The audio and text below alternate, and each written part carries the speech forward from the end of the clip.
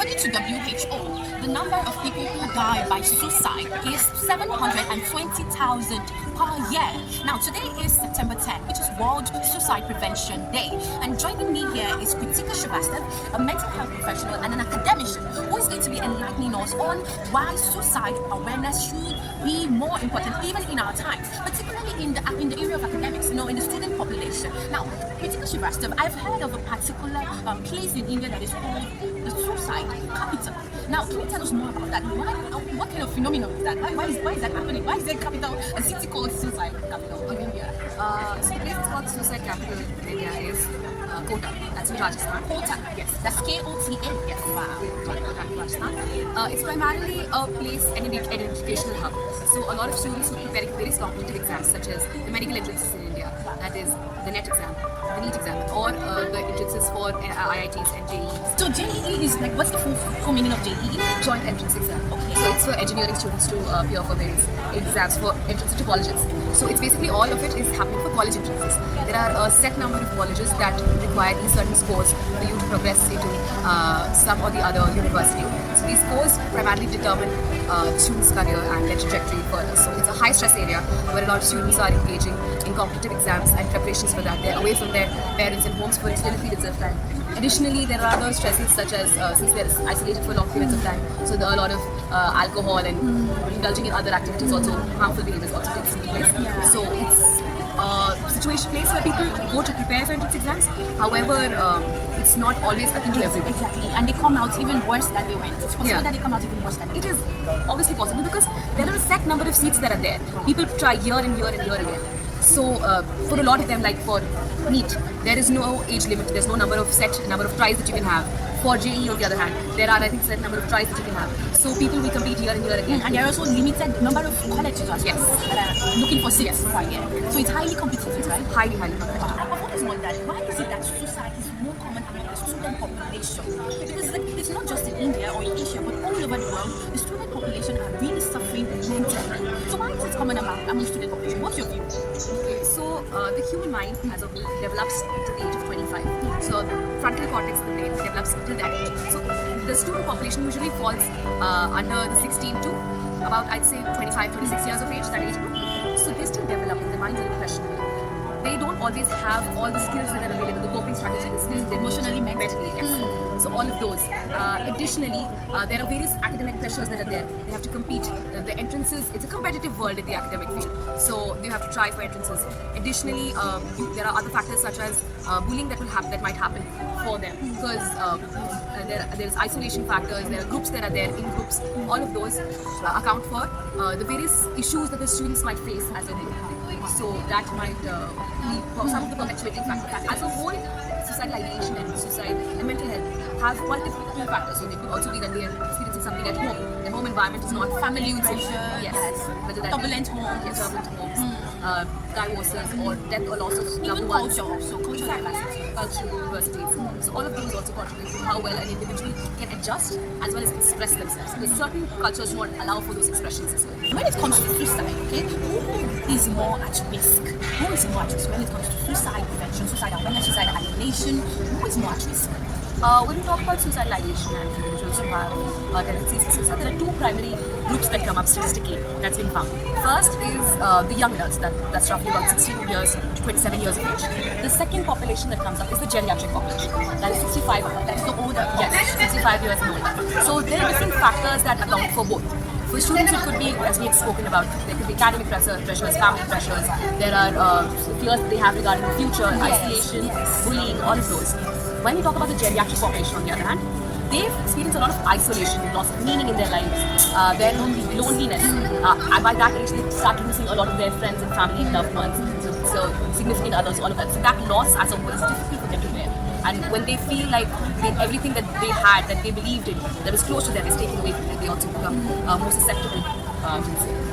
Now, as it is September 10, World Suicide Prevention Day, Kritika, what do you think about the whole activism on suicide prevention and awareness? Do you think it is working? Let's look back over the decades. Would you say it is working? Okay, and what are the factors you would suggest that are making the numbers decrease? I mean, increase rather than decrease. Yes. So, what do you think about the whole activism on suicide prevention in our time? lot of suicide activism that is there, but more than the activism that is present, there's more need to emphasis to be placed on action. So on action, so Yes. that is more action, less words. Yes. So there's a lot of in the recent years, there's been greater trends of understanding as well as activism along with spreading information about mental health issues, suicide, various issues.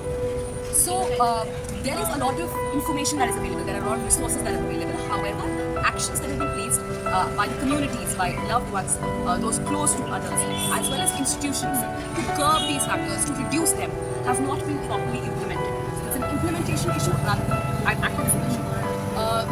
Additionally, we have a lot of focus on individualistic.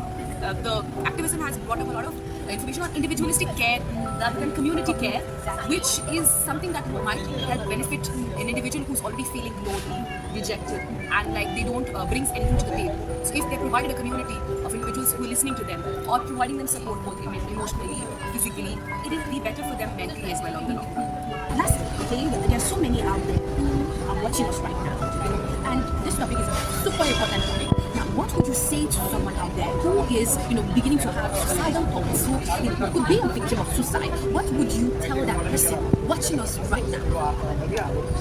I think one of the primary things that I would like to say to them is, we understand that you're going through something that's really hard.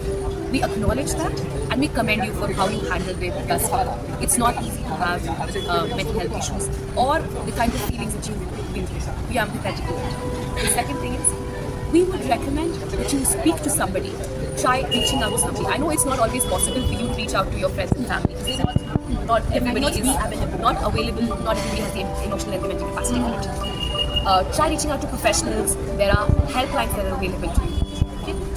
If you are a student, as we say, yes, students specifically, being somebody who's been in the academic field myself, it's something that I would like to place a lot of emphasis on. Marks are not everything. Marks do not dictate your future as of ahead as it happens. I know it might seem very, very contradictory to what I'm saying in the future because right now when we're talking about college entrances, that is what makes or breaks your career. However, when you think about things, keep options available for yourself. Do not fixate on ideas. Have other options that are available to you. Let's take example of if you want to get into medical field. Try allied medical fields that are there. There's so many. There's nursing, there is pharmacy, there's physiotherapy. You have psychology as a field as well. There's resource imaging, engineering. Even within engineering, there are various fields that are associated with it. There's B.Tech, there's life sciences, all of those. Explore your options and keep them available to you. Have alternative plans for yourself always. Now, coming from a personal standpoint, for individuals who think that their loved ones might be affected by mental health disorders, try reaching out to them, try having a conversation with them. A couple of the factors that are very common and you can identify certain symptoms or certain things about what we can see. Individuals who are losing motivation. There will be changes in their behavior. That is, there is changes in their sleeping patterns, their eating patterns, their energy levels that are during the day. There might be it's been a lull for a long period of time, but there might be sudden surges. Because that might indicate that surges of energy might indicate that they're planning to act upon. So you're saying from low, like high? Sudden, yes.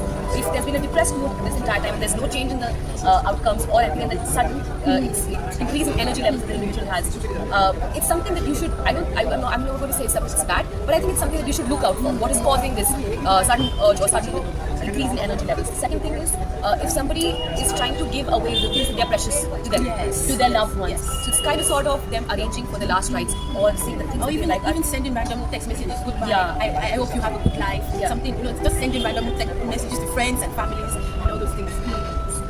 Additionally, they're saying things like, "Oh, I feel too tired. I want all this to end." So those verbal cues also need to be picked up on. Now, the biggest taboo or the biggest stigma that we have regarding mental health and suicide is, if we talk to somebody who's having suicidal ideation, it might, even if they don't have those ideas, it might put those ideas into their head. Tend to put it into their heads. That's not the case. Research time and again has shown that talking to somebody, if you think they have suicidal ideation, does not put ideas into their head. Instead, if they have such tendencies, it just brings it to light and it gives us more tools to deal with it at a timely manner. So that's something that I would like to prefer. Anything that you would like to say? Yeah. Just like you said, there are so many that will come to us, and they might want to express themselves even emotionally. But I feel like there's some of us that we are not equipped. We don't have that emotional intelligence to be able to detect that something is going on. There's some that are not skilled emotionally to be able to detect such behavior. So I think we need to also educate ourselves on emotional intelligence. How to be able to read others' emotions, how to be able to help those around us. So if you're out there, okay, suicide is not the answer. You have a whole life ahead of you. Okay. Now we have. If you have suggestions on how to be able to, move the activism of suicide prevention forward, please share your comments in the comment box. All right. And there are also resources which will be placed in the description box for anyone who is out there in need of inquiries. You have inquiries, you have issues, you want to reach out to a mental health professional. All the resources will be available in the description box. Okay. So please do not forget also to like, comment, and subscribe on Formidable Mind with NK. All right. Till then, never forget, your mind is formidable. Have a good time.